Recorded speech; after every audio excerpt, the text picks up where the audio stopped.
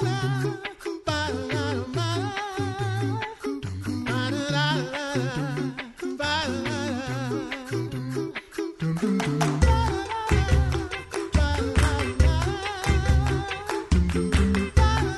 listening to the Coffee Hour. I'm Andy Bates. I'm Sarah Gulseth. It is a good day because we get to talk about camp. Yes. I am excited. Before we started recording today, Sarah and I were both just thinking how nice it would be if we could just do this live at camp. Just go to camp. Go to camp to record these conversations at camp with our friends. So it is Camp Day here on the Coffee Hour. Thanks to Concordia University, Wisconsin for supporting the Coffee Hour. Find out more about Concordia University, Wisconsin at cuw.edu. Live uncommon. Joining us today, Craig Oldenburg, Executive Director of Camp Concordia in Gowen, Michigan. Craig, thanks so much for joining us this morning. Thank you. Also joining us this morning, Keith Peters. He's Program Director at Camp Lutherhaven in Albion, Indiana. I would like to say that's my alma mater as well. I don't know. Can you say alma mater when it comes to camp? Sure. Keith, Keith, welcome to the Coffee Hour. Oh, my pleasure. Thanks for having me. So let's talk about what happens at camp. And these are just two of several, over 20 camps that are a part of National Lutheran Outdoors Ministry Association. And I've had a great time at Camp Lutherhaven. I've not been to Camp Concordia yet. So, Craig, we need to come up and visit sometime. Yes, we do. Yeah, is the key word. There you go. So what happens at summer camp at Camp Concordia? And we'll visit Lutherhaven here in just a moment. Craig, what happens during the summer at Camp Concordia? A lot of the traditional things you think of when you think of camp, there's, as far as activities go, you're going to see swimming and you're going to see archery and canoeing and those good old traditional things. The things that some people might not be aware of is how we operate in small groups. We really can call them discipleship groups because the kids are coming and the kids aren't left alone. The kids don't come and have an isolated experience. They really do dig into the word together, dig into the activities together. And then there's, for those who get the idea of kind of teaching on the way, you're encountering Christ through all those activities. And a lot of people will say, hey, camp's just a lot of fun. And it really is, but fun has a great purpose for bringing kids close to Christ. And so odd things that happen at Camp Concordia, things that maybe people don't think of, axe throwing, climbing a climbing tower, zip line, speed boats and kids behind speed boats and all of that, but all with the same purpose. That sounds super fun. I totally want to be there right now. No, you don't want to be on a speedboat right now. It'd be cold. Oh, that's true. I think it was the axe throwing. Yeah. Axe throwing and climbing walls and archery. Yeah. I'm there for that. Keith, what about at Lutherhaven? What happens at summer camp at Lutherhaven? Yeah, pretty similar to what Craig said. I would definitely echo that the biggest thing that camps, especially NLOMA camps, do is that real intimate cabin counselor and cabin group experience that they get. I would say that, all of the fun really adds to it, but it's that concentrated time that they spend with the cabin counselor for the whole week. You think of church and the amount of spiritual just growth that happens at like church, or even if you go to a Christian school, and you kind of get maybe 2 to 3 hours a week if you attend a Bible study. But if you add up all the hours that campers are with those cabin counselors and their cabin group, it's more than what they would get in a whole year when you think of the time that they're spending in a cabin, sleeping, eating, just living life together, talking about Jesus, learning about that relationship. So it's not any surprise that camp really does have a pretty big impact when it comes to that aspect of what we do. Lutherhaven is a bit unique where I would say the thing that makes us set apart from other camps is just our silly traditions that people are just sold out on. Anything from polar bear in the mornings, where we encourage kids to jump in the water first thing to start their day, or silly things like kissing the moose for various celebratory things that we would do, whether it be a birthday or losing a tooth. Oh, it's a riot to just watch it, and how much kids and the staff just eat up the opportunity to just celebrate each other in those kind of ways. And then there's the typical kind of camp activities, the fun things that you get to do. We even have some specialty camps like mess making camp, where you come and you just make yourself and other things a mess all week.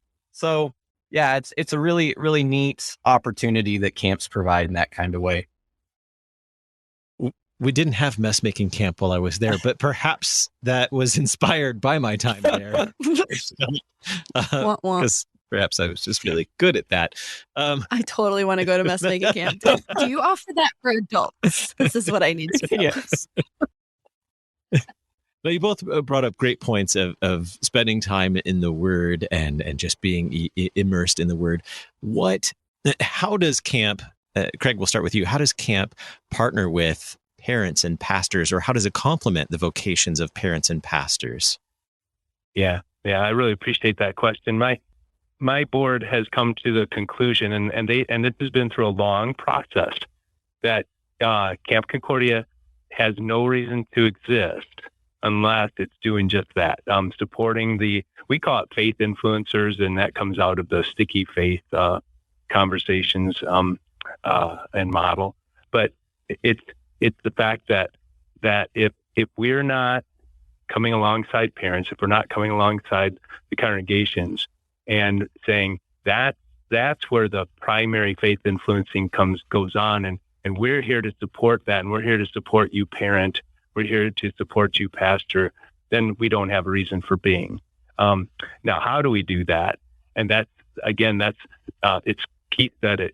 It's intimate time with counselors, and it's time where Jesus takes the word and works it through a counselor to the kids, and it's through relationship. It's constant. It's all week long, and counselors mess up too, because there's times that they're very human and don't just shine all the things that God calls us to in His Word, and so we get to experience forgiveness as well. Mm. Keith, anything you want to add to that about the relationship of camp to parents and pastors and their vocations? Certainly, I would say that we definitely don't see ourselves as the church, but we see ourselves as a resource for the church and the campers who come here. It would be our hope that as campers go home, we give them resources and get them connected with a congregation. If they're not, we have a wide variety of faith backgrounds that end up coming through camp. And so we're very intentional about trying to make sure that camp's not the end of the story. If they don't have a connection with the church, we really want to get them connected. And so we give them the resources they need to make that happen. Yeah. I'd also say that, the campers that come from all kinds of family backgrounds. We also partner with our local children's services to provide camperships for campers that can't afford to come. It's one of those unique grants that we get to provide a full campership for those individuals. So we really want to make a way for all individuals to be able to come and just experience Christ here at camp, but not to be the end of the story. Yeah, it's definitely a support for what's going on in the greater church as a whole. Can I jump in with one more thought? Yeah. This is Craig. All right. The other thing, and this is going to go back. I'm leading off of something that Keith said, and Eric Trickey was a pastor who was well known for his ability to communicate and lead. And he announced at a conference one day, he said he learned it at camp. And that's where I think camps also partner with the local churches. Is a lot of times the decision for becoming a pastor, a full-time church worker of some kind, it happens at camp, or it happens through a camp experience. And that's a statistically pretty solid piece of information there. So let's talk about programming. Oh, yeah. Go ahead. It's just funny, as Craig was saying that, I just received an email today from a pastor in Texas who's asking, he said, I served as a camp counselor during one summer at Lutherhaven while I was a student at Concordia, Nebraska, and served as camp pastor many times. I brought kids to camp. And then he goes on to say that kept working at Lutheran camps and was impressed by the camp staff. And he goes on to basically ask if I have any recommendations for people who have been on staff who could potentially be a candidate to help jumpstart their youth and family ministry at our congregation. I don't know this pastor. I don't know how he found me, but I grew up at Camp Lutherhaven. So it's just interesting how pastors are really looking, and church workers, for professionals who have camp experience, and they kind of are set apart in a lot of ways, like Craig said. Yeah. So we only have about 2 minutes left, and I'm going to try to ask all of this in one question. So we've got people who are going to camp as participants. You're also needing summer staff. What should people know about both of your camps for participation, either as a camper or as a staff person? We'll start with you, Keith. Yeah, I would say that for the campers, we want all campers to come and know that they can have a great experience regardless if they've been to camp before, if it's their first time. They can come with friends or they can come by themselves. The first time I went to camp, I met my best friend for life. It does happen, you know. But I'd also say for summer staff especially, over and over again, myself and my friends will say, we learned it at camp. Whatever school can teach you, whatever, you know, life can teach you, there's no better teacher than a camp experience. And for me, that's really the sum of it. Craig? And so I'll just add that camp is a place where young adults and old adults get to mentor children, and it's a calling and it's a necessary thing in our walk with Christ. And we need you, man. We need you. Lots of camps, yeah.